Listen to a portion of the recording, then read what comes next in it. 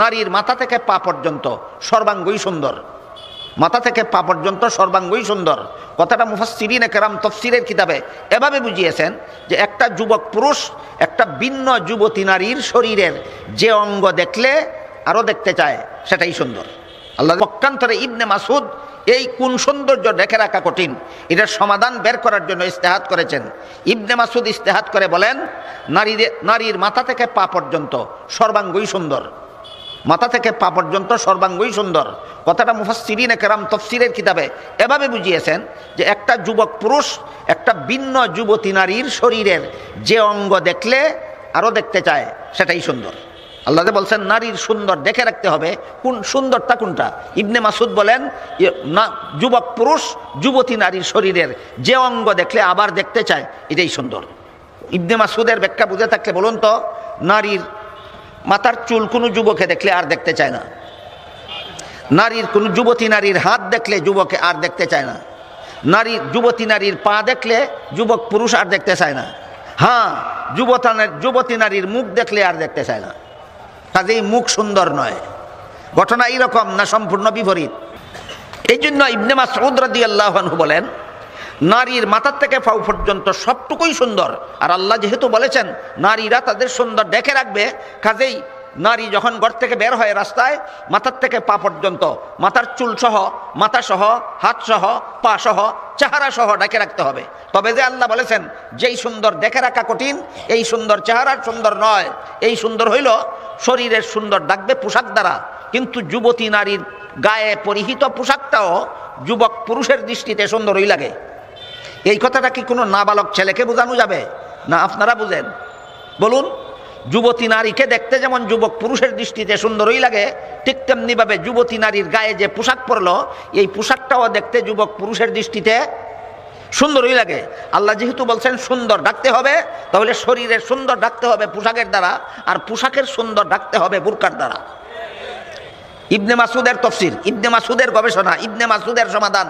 ইবনে মাসুদ বলেন চেহারা সহ নারী শরীরের সর্বাঙ্গ ডাকতে হবে পোশাকের দ্বারা, আর পোশাকের সুন্দর ডাকতে হবে বুরকার দ্বারা। এখন যদি কোনো নারীর গায়ে পরিহিত বুরকাও কোনো যুবক পুরুষের দৃষ্টিতে সুন্দরই লাগে, বুরকা ডাকবে কি দিয়া? এই জন্য ইবনে মাসুদ বলেন বুরকার সুন্দর সেই সুন্দর যে আল্লাহ বলেছেন যেই সুন্দর দেখে রাখা কঠিন। তাহলে নারীর কোন সুন্দর দেখে রাখা কঠিন, এই ব্যাপারে দুই সাহাবী এক সিদ্ধান্ত বের করলেন, না দুই সিদ্ধান্ত। হযরত ইবনে আব্বাসের এক সিদ্ধান্ত, এটা হলো ইবনে আব্বাসের মযহাব। ইবনে মাসুদের আরেক সিদ্ধান্ত, এটা হলো ইবনে মাসুদের মযহাব। সুতরাং নারীর কোন সুন্দর দেখে রাখা কঠিন, এই ব্যাপারে ইবনে আব্বাসের একটা আলাদা মযহাব আছে, ইবনে মাসুদের একটা আলাদা মযহাব আছে। লামাযাবিরা বলে ইসলামে কোনো মযহাব নাই। যদি থাকতো তে সাহাবাদের মধ্যে মযহাব হলো না কেন? আপনারা কি বললেন এতক্ষণে? সাহাবাদের মধ্যে কোনো মযহাব ছিল না। কোন সুন্দর দেখে রাখা কঠিন, এই ব্যাপারে কি সব সাহাবীর এক মযহাব? না ইবনে আব্বাসের আলাদা মযহাব, ইবনে মাসুদের আলাদা মযহাব। কাজেই যারা বলে সাহাবাদের মধ্যে মযহাব ছিল না, এরা সাহাবাও চিনে না, মযহাবও চিনে না। যারা বলে সাহাবাদের মধ্যে কোনো মযহাব ছিল না, এরা সাহাবাও চিনে না, মযহাবও চিনে না যে সাহাবায়ে কেরামের মধ্যে মযহাব ছিল। ইবনে আব্বাসের মযহাব মতো চেহারার সুন্দর দেখে রাখা কঠিন, ইবনে মাসুদের মযহাব মতো বুরকার সুন্দর দেখে রাখা কঠিন। আরও মজার ব্যাপার হলো হানাফি মযহাব উভয় মযহাবের সমন্বয় সাধন করে দিয়েছে। ইবনে আব্বাসের মযহাব এবং ইবনে মাসুদের মযহাব উভয় মযহাব হানাফি মযহাবের ভিতরে আছে। কিভাবে? হানাফি মযহাবের সিদ্ধান্ত হলো যে সমাজের পুরুষ পাল এত বড় সভ্য যে কোনো নারী উযু করার সময় মুখ খুললে ওই সুযোগে মুখটা দেখে নেওয়ার চেষ্টা করে না, কোনো নারী চিকিৎসার জন্য চেহারা খুললে এই সুযোগে নারীর চেহারা দেখে নেওয়ার চেষ্টা করে না, কোনো নারী আদালতে সাক্ষী দেওয়ার জন্য হাকিমের সামনে মুখ খুললে আশপাশের পুরুষেরা তার মুখটা দেখে নেওয়ার চেষ্টা করে না। এত বড় সভ্য যেই সমাজের সমস্ত পুরুষ, এই সমাজে ইবনে আব্বাসের মযহাব পালন করতে কোনো অসুবিধা নাই। কথা বুঝতে পারতেছেন আপনারা? এই সমাজ তো আমাদের সমাজই। তাহলে এই সমাজে হানাফি মযহাবের সিদ্ধান্ত মতো চেহারা ঢেকে রাখা জরুরি, চেহারা ঢেকে রাখা জরুরি।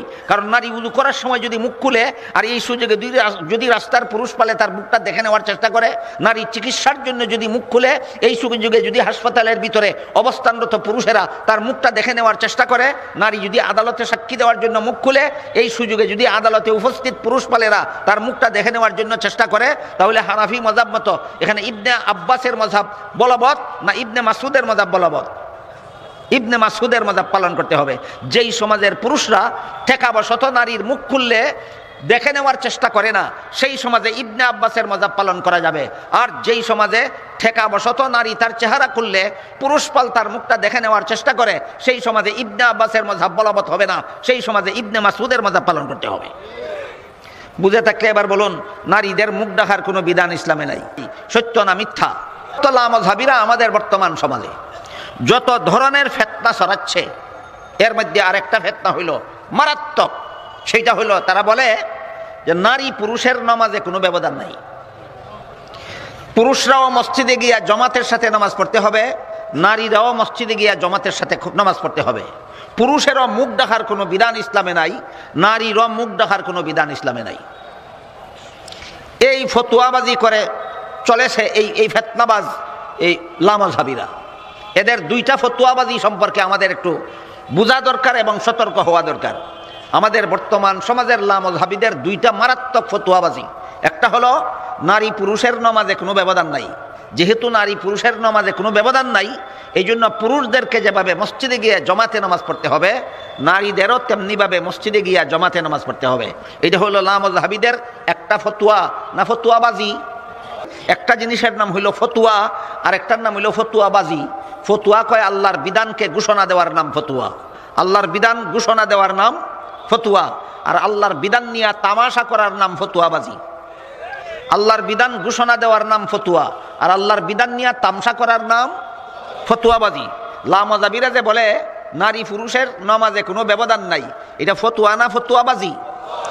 কাজেই পুরুষেরা মসজিদে গিয়া জমাতে নামাজ পড়তে হবে, নারীরাও মসজিদে গিয়া জমাতে নামাজ পড়তে হবে, এটা ফতুয়া না ফতুয়াবাজি? ফতুয়াবাজি। পুরুষের যেমন মুখ ঢাকার কোনো বিধান ইসলামে নাই, নারীদেরও মুখ ঢাকার কোনো বিধান ইসলামে নাই, এটা ফতুয়া না ফতুয়াবাজি? লামাযহাবীদের এই ফতুয়াবাজি সম্পর্কে আমাদের একটু সতর্ক হওয়া দরকার। লামাযহাবীদের প্রথম ফতুয়াবাজি হলো নারী পুরুষের নামাজে কোনো ব্যবধান নাই। আল্লাহর রাসূল বলেন নারী পুরুষের নামাজে ব্যবধান আছে। রসুল যা বলেন তা হাদিস কিনা? হাদিস। কোথায় গেল তাদের হাদিস মানার দাবি? রাসূল বলেন নারী পুরুষের নামাজে ব্যবধান আছে, লামাযহাবীরা বলে ব্যবধান নাই। হাদিস মানলো না হাদিসের বিরুদ্ধে বিদ্রোহ করলো?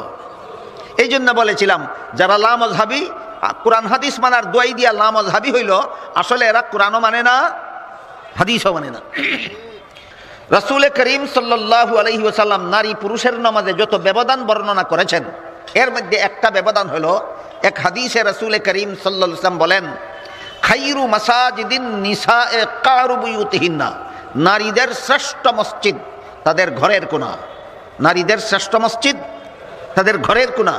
আরো পরিষ্কার ভাষায় আল্লাহর রাসূল আরেক হাদিসে কি বলেছেন শুনুন। একটা নারী রাসূলের কাছে গেল, গিয়া বলল, ওগো আল্লাহর রাসূল, আপনি ইমাম হয়ে মদিনা শরীফের মসজিদের নামাজে যখন জমাত পড়েন, তখন সেই জমাতে আমি শরীক হওয়ার জন্য আপনার অনুমতি চাই। একটা মেয়ে লোক রসুলের কাছে অনুমতি চাইল। রসুল ইমাম হইয়া যখন মদিনা শরীফের মসজিদে জমাত পড়ান, সেই জমাতে শরীক হওয়ার অনুমতি চাইল একটা নারী। কেন? কারণ মসজিদে নববীর জমাতে শরীক হইলে এক রাকাতে 50,000 রাকাতের সমান সওয়াব পাওয়া যায়। বুঝে থাকতে বলুন, মসজিদে নববীর জমাতে শরীক হইলে এক রাকাতে কত রাকাতের সমান সওয়াব পাওয়া যায়? 50,000 রাকাতের সওয়াব পাওয়া যায়। এই সওয়াবটা পাওয়ার জন্য একটা নারী রসুলের কাছে সেইখানকার জমাতে রসুলের ইমামতিতে শরীক হওয়ার অনুমতি চাইল। রসুল অনুমতি তো দিলেনই না, বরং বলে দিলেন এই সওয়াবটাই তুমি ঘরের কোনায় একা পড়লে পাবে। সারমর্ম হইল রাসূল ফতোয়া দিয়েছেন পুরুষ মসজিদের জমাতে শরীক হলে যেই সওয়াব, নারী তার ঘরের কোনায় একা পড়লে সেই সওয়াব। তারপরেও নারীর নামাজে আর পুরুষের নামাজে কোনো ব্যবধান নাই। কে বলে? এই ফিতনাবাজেরা বলে, এই লামাযহাবী নামের ফিতনাবাজেরা বলে রাসূল পরিষ্কার করে দিলেন পুরুষের নামাজের ব্যবধান, নারীর নামাজের ব্যবধান। তারপরও ফিতনাবাজেরা হাদিস মানার দোহাই দিয়া আপনাদেরকে দুঃখা দিয়ে, আপনাদের চোখে ধুলা পড়া দিয়ে রাসূলের বিরুদ্ধে কথা বলে। রাসূল যেখানে বলে দিলেন পুরুষ মসজিদের জমাতে শরীক হলে যেই সওয়াব, নারী তার ঘরের কোনায় নামাজ পড়লে সেই সওয়াব, সেখানে লামাযহাবীরা বলে নারীদের নামাজে পুরুষের নামাজে কোনো ব্যবধান নাই। পুরুষ যেভাবে মসজিদে গিয়ে জমাতে নামাজ পড়তে হবে, নারীরাও মসজিদে গিয়ে জমাতে নামাজ পড়তে হবে। বুঝে থাকলে বলুন, লামাযহাবীদের ফতোয়াবাজিটা রাসূলের হাদিসের পক্ষে গেল না বিরুদ্ধে গেল? তাহলে তাদের হাদিস মানার দাবি সত্য না মিথ্যা? লামাযহাবীদের হাদিস মানার দাবি মিথ্যা।